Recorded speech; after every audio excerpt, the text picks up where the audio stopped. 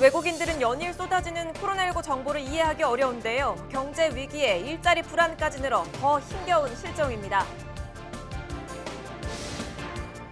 부천시가 등록 외국인들에게 재난기본소득을 지급하기 시작했습니다.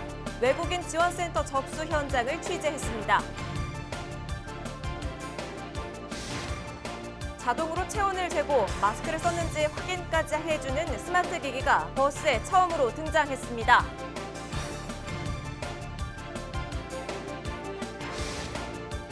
인천시의회 더불어민주당 의원들이 자체 의원총회에서 후반기 의장, 부의장과 상임위원장 등을 선출하겠다고 밝혔습니다.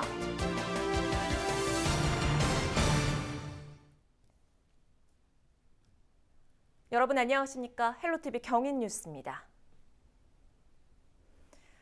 대중교통에서 마스크를 쓰는 건 이제 배려가 아닌 의무가 됐죠. 물론 마스크를 왜 써야 하냐며 항의하거나 버스 기사를 폭행하는 일도 벌어지고 있습니다. 하지만 시민 대다수는 감염병에서 안전한 대중교통을 바라고 있는데요. 이런 시민들을 위해 자동으로 체온을 재고 마스크를 썼는지 확인까지 해주는 스마트 기기가 버스에 처음으로 등장했습니다. 어떤 기기인지 이세진 기자가 이용해봤습니다. 김포에서 서울로 가는 G6001번 버스 안. 버스에 오르는 승객들을 향해 낯선 알림음이 울립니다.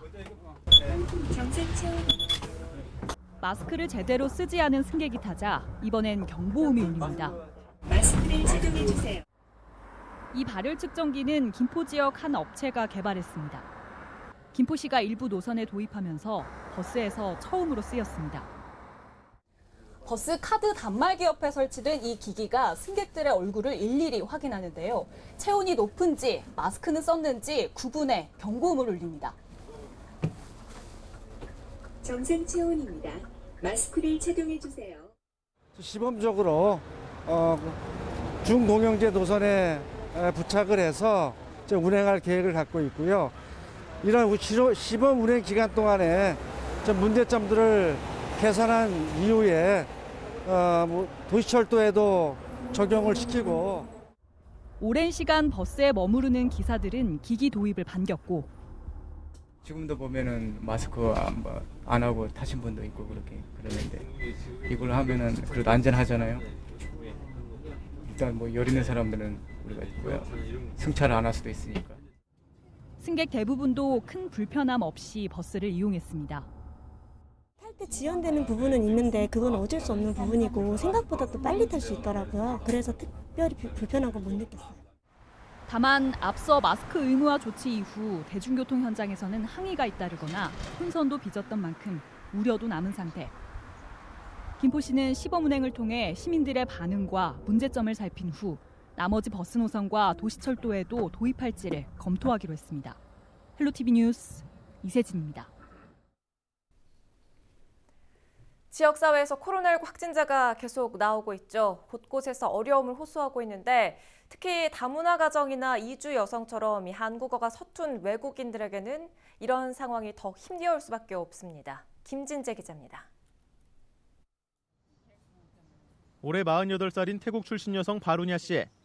3년 전 한국인 남편과 이혼한 뒤 홀로 두 아이를 키우고 있지만 최근 코로나19로 일이 끊겨 경제적 어려움을 겪고 있습니다. 외국인이다 보니 아르바이트 자리를 구하기도 쉽지 않습니다. 제일 어려운 돈 버는 거예요. 저 그리고 동료 6명 정도 일 못하잖아요. 일 없어서. 아르바이트 같은 경우는 지금 저 말 말고 회사 안 다니시는 분도 지금 당장 일 구하는 거 좀 많이 힘들어요. 또 다른 태국 출신 여성 이벤자완 씨도 일이 없기는 마찬가지. 특히 이벤자완 씨는 수시로 쏟아지는 코로나19 소식을 종종 제대로 알아듣지 못해 난처하다고 이야기합니다. 조금 있었어요. 뭐 알아들는 거. 그 쿠팡 어떤 곳 있는데 쿠팡 무슨 뜻이 있는데 그렇게 물어봤어요. 애들한테 뭐 해는 쿠팡 이렇게 몰랐어요. 그간 취약계층을 지원해온 지역 봉사단체도 코로나19 감염 우려로 기존 지원 활동마저 제한되고 있다는 입장. 봉사단체는 취약계층을 지원하기 위한 지역사회의 관심이 필요하다고 이야기합니다. 코로나로 인해서 저희들 활동도 위축 좀 됐고 그리고 다문화에게 정기적으로 저희들이 하던 거 행사를 또 못하게 돼가지고 그분들이 또 어려움을 처해진 것 같고 또 드릴 수 있는 부분도 또 저희들이 또 한계도 있고 그 어려움을 조금 더 해소시켜주고 싶은데 코로나19 사태가 길어지면서 모두가 힘든 시간을 보내고 있지만 특히 다문화 가정과 이주 여성들의 고민은 더욱 깊어지고 있습니다. 헬로티비 뉴스 김진재입니다. 요즘 코로나19에 모두가 힘겨운 시기를 보내고 있는데 보신 것처럼 다문화 가정의 어려움은 더해가고 있습니다. 2억 마일 떨어진 한국 땅에 와서 살아가는 외국인들을 대상으로 부천시가 지난 1일부터 재난기본소득을 지급했습니다. 이정하 기자가 취재했습니다. 이방인에게는 여전히 어려운 한국어. 상담원이 천천히 설명을 이어갑니다. 아버님 여기로 이름 적어주시는데 이거 영문 이대로 적어주셔야 돼요. 지난 1일 전국에서 처음으로 문을 연 부천 외국인 재난기본소득 지원센터입니다. 집에 있는 거 수속 다 들고 왔어요. 어떻게 될란지 몰라갖고 그래가서 등록번호하고 여권 그리고 건강보험 다 들고 왔어요. 부천 외국인 재난기본소득 지급 대상은 모두 4만 2천여 명. 부천 외국인 재난기본소득은 첫 주에는 오부제에 따라서 신청할 수 있는데 보이는 것처럼 현장에는 이렇게 신청자들이 몰리면서 긴 줄이 늘어섰습니다. 10년째 한국살이를 하는 한 외국인 남성은 코로나19에 일자리가 불안정해지자 일찌감치 재난기본소득 신청에 나섰습니다. 전단을 봤어요. 일자리가 없으니까 일도 못하고 그런 상황이 있으니까 특히 나 뭐니까 더 아쉬워. 신청자들의 어려움이 없도록 다국어 홍보문이 마련됐고 현장에서는 베트남어, 일본어 등 다양한 언어로 통역이 이루어집니다. 수십 년을 한국에서 살아온 결혼 이주 여성들이 재능 기부에 나선 겁니다. 긴장하고 계시니까 그거를 좀 풀어드리면서 딱딱한 말을 하시면 또 못 알아듣으시니까 부드러운 말로 바꾸면서 하나하나 적어서 안내해드리고 있죠. 외국인 근로자와 유학생 등을 포함해 부천시가 지역 내 모든 등록 외국인에 지급하는 금액은 5만 원. 결혼 이민자와 영주권자는 경기도 지급액을 더해 최대 15만 원을 받을 수 있습니다. 지역 경제에 이바지하시고 세금 내시고 이런 분들이시거든요. 그리고 코로나19는 또 함께 겪고 있는 고통이고 이래서 그분들에게도 이렇게 지원을 통해서 좀 그 안정을 꾀하고 또 하나는 또 지역 경제 활성화에도 큰 도움이 되기 때문에 이분들까지 확대해서 좀 지원하게 됐습니다. 충전형 선불카드는 오는 8월 말까지 부천시에서 사용 가능합니다. 헬로티비 뉴스 이정하입니다. 김포시가 집합금지 행정명령을 어긴 유흥업소 업주와 이용객 등 11명을 경찰에 고발했습니다. 이들은 지난달 30일과 이달 3일 유흥업소를 운영하며 손님을 받은 혐의가 있는데요. 경기도는 지난달 23일 코로나19의 확산을 막기 위해 지역 내 유흥주점 등 다중이용시설을 대상으로 집합금지 행정명령을 내렸습니다. 김포시 관계자는 집합금지 행정명령이 해제될 때까지 지역 유흥업소를 대상으로 단속 활동을 이어갈 방침이라고 말했습니다.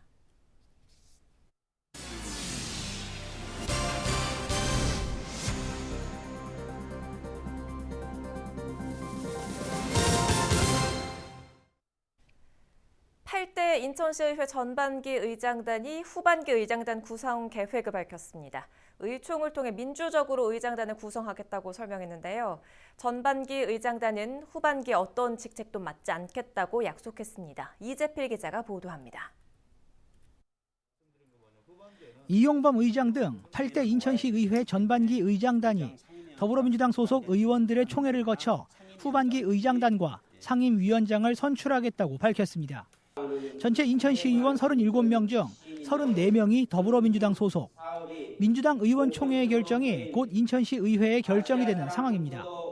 특히 이들은 전반기 의장단은 후반기에 어떠한 직책도 맡지 않기로 했다고 강조했습니다.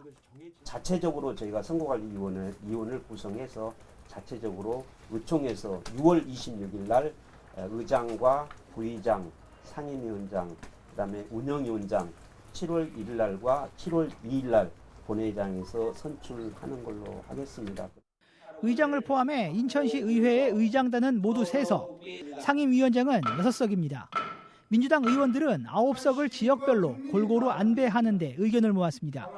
단 미래통합당 등 야당 의원들의 참여 가능성에 대해서는 구체적인 언급을 하지 않았습니다. 야당의 이제 미래통합당 두 분이 계시는데요. 그쪽에서 이제 뭐 부회장 한 자리를 지금 요구하고 계시는데 그 부분은 저희가 좀 더 민주당 시의원들끼리 조금은 논의를 좀 해봐야 될 부분 같습니다. 상임위원장 등을 희망하는 의원들은 이미 물밑에서 치열하게 경쟁 중인 것으로 알려졌습니다. 헬로티비 뉴스 이재필입니다. 부천 대장 신도시 지구 지정이 완료되면서 수도권 3기 신도시 추진에 속도가 붙고 있습니다. 특히 정부는 지구 지정이 빠른 일부 신도시의 경우 내년 말부터 본 분양 전에 미리 신청을 받는 이 사전 청약제를 실시한다는 방침이어서 내 집 마련 수요자 사이에는 벌써 청약 전략을 세우는 분위기도 감지되고 있는데요. 자세한 이야기 나눠보겠습니다. 유선영 리얼피에셋 이사와 전화 연결돼 있습니다. 이사님 반갑습니다. 부천 대장지구에 대한 현황부터 좀 짚어보죠. 공급되는 물량이 어느 정도입니까? 네, 지난 25일 그 부천 대장신도시 공공주택지구 지정이 완료가 됐는데요. 이렇게 해서 이제 3기 신도시 5곳의 사업이 모두 본궤도에 올랐다라고 보면 되겠습니다. 부천 대장신도시는 그 인근 산업단지들과 연계한 친환경 자족도시를 목표로 하고 있는데요. 대장동 일대, 오정동 일원에 한 연면적 342만 제곱미터 규모의 대략 주택 공급 물량은 2만 가구 정도가 됩니다. 네. 마곡지구하고 계양 테크노밸리랑 연계해서 서부권에 뭐 기업 벨트를 구축한다는 것이 이제 핵심 목표가 되겠고요. 현재 이제 부천 대장 신도시는 그 경기도 그리고 한국토지주택공사하고 부천도시공사가 사업 시행자로 참여를 하고 있고 핵심 기업을 유치하기 위해서 자족용지에 약 57만 제곱미터 규모의 도시 첨단 산업단지를 지정할 계획을 이제 갖고 있습니다. 네. 위치가 김포공항하고 경인고속도로 사이에 있죠. 지금은 대부분이 논밭이기 때문에 개발에 대한 기대감이 있는 한편 또 우려도 나오고 있는데요. 교통 측면에서 좀 먼저 살펴볼까요? 네, 그 대장신도시 같은 경우에는 이제 입지적으로 보면은 서울 접근성이 굉장히 우수한 자리입니다. 위치적으로는 김포공항하고 경인고속도로 사이에 이제 위치해 있고요. 네. 지하철 5호선으로는 이제 마곡역, 화곡역하고도 직선거리로 한 3km 정도밖에 떨어져 있지 않아요. 그래서 사실은 버스를 한 번만 타면은 서울에 금방 닿을 수 있는 그런 위치에 있고 대장지구 북쪽으로 가면 1km 정도에 바로 김포공항역이 있는 상황입니다. 그럼에도 불구하고 이 대장지구 같은 경우는 대부분이 그린벨트로 묶여 있어서 네. 부천에서는 가장 낙후된 지역으로 꼽혀왔었는데요. 사실 이제 현장을 가보면 논밭으로 대부분 이루어져 있어서 농촌도시라고 할 수가 있습니다. 이제 이렇다 보니까 지리적으로 가까움에도 불구하고 개발의 기대감이 상당히 낮았던 지역이었고요. 그렇다 보니 사실 이번 그 대장지구가 신도시 발표가 났을 때에 어떤 교통망에 대한 어떤 부분을 굉장히 더 중요하게 생각을 하고 지금 추진을 하고 있습니다. 그래서 가장 이제 핵심적인 교통시설로는 SBRT를 꼽을 수가 있는데요. 네. 그리고 흔히 VRT는 뭐 간선 급행 버스라고 해서 많은 분들이 이제 알고 계시고요. 이제 SVRT는 이제 슈퍼 가능 급행 버스 이렇게 얘기를 합니다. 그래서 뭐 좀 생소하실 수는 있는데 아무래도 이제 교통적인 부분에 있어서 VRT가 갖고 있지 못했던 뭐 정시성이라든가 정확한 시간에 도착하고 출발하는 이런 부분들을 좀 강화시키는 사전요금 정산제가 들어가게 되고요. 네. 여러 가지 이제 지하철과 같은 뭐 출입문이 동시에 열리고 여러 출입문이 동시에 열리고 닫히는 방식이라든지 아무래도 일반인들이 조금 더 빠르게 이용할 수 있는 그런 환경들을 좀 더 추가하는 방식이라고 이해하시면 될 것 같습니다.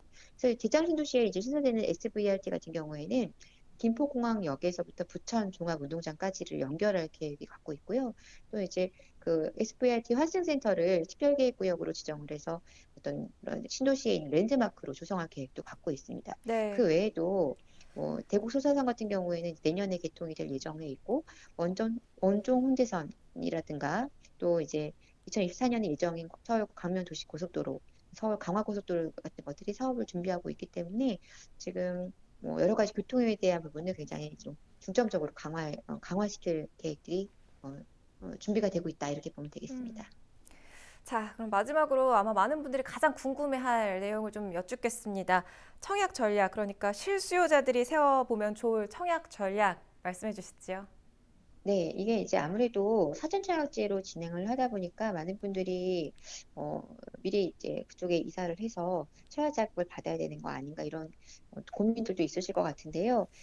사전청약 자격 요건도 일반 공공분양의 기준을 그대로 따르고 있습니다. 그래서 무주택자 기간이 들어가게 되고요. 그다음에 가구 월평균 소득이라든가 자동차라든가 그리고 건물, 부동산 이런 자산 기준도 다 맞아야 되고요. 특히나 이제 1순위 청약 같은 경우에는 2년을 실거주를 해야 하는 부분이 있기 때문에 그 지역, 해당 지역 내에서 이제 굉장히 많은 시간과 공을 좀 꼼꼼하게 들이셔야 하는 부분이 있습니다. 네. 그리고 이제 3기 도시 지구 지정은 되었어도 토지 보상 절차 같은 게 다 진행되고 나야만 청약을 진행하다 보니까 생각보다는 시간이 좀 오래 걸릴 수가 있습니다. 그래서 무조건적으로 이사를 가서 거기서 기다리겠다는 전략보다는 일단은 청약통장을 좀 꾸준하게 납입을 하시면서 좀 기다려 보시는 것이 좋겠고요. 그냥 청약에만 올인하신다고 했을 때는 당첨될 확률이 낮을 수 있다는 부분 우리가 좀 직시를 하고 계셔야 되겠습니다. 그래서 지역 내에서 또 괜찮은 아파트 입지가 있다면 실거주를 위한 매수 자체도 같이 고려를 하시는 것이 맞을 것 같고요.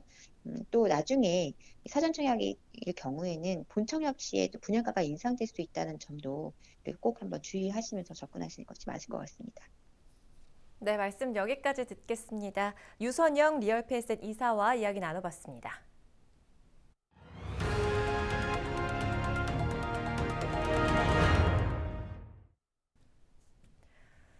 인천 뿌리산업 일자리 센터가 문을 열었습니다.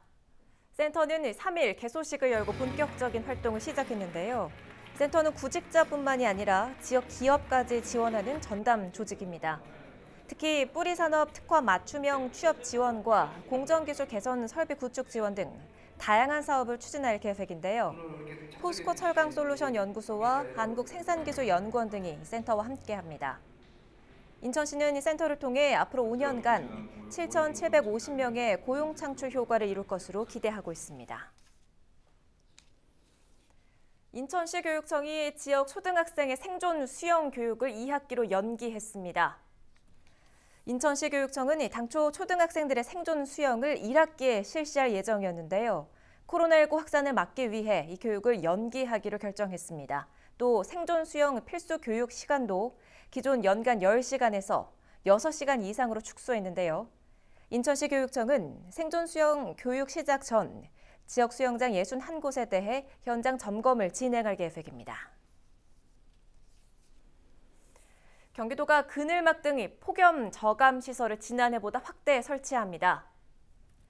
지난해 3,600여 곳에 폭염 저감 시설을 설치한 도는 올해 126억 원을 들여 2천여 곳에 그늘막을 추가 설치하기로 했습니다.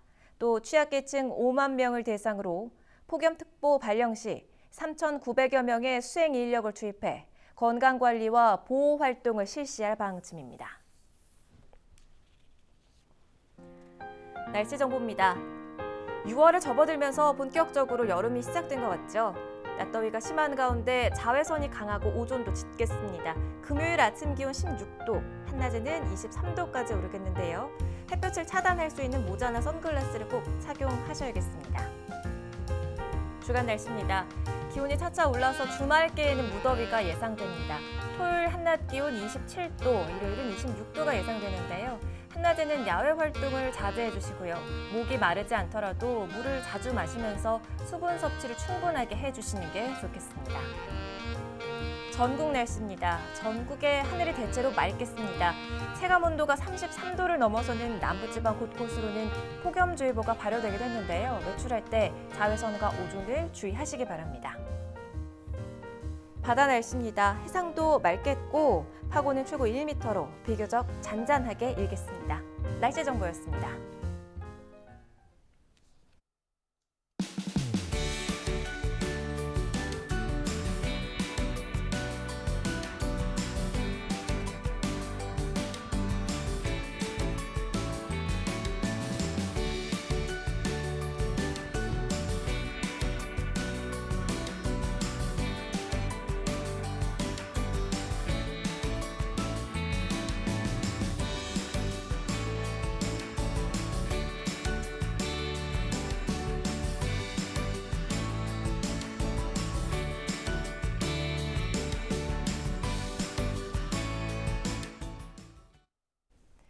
이상으로 헬로티비 경위 뉴스를 모두 마칩니다. 저희는 언제나 여러분 곁에 있겠습니다. 고맙습니다.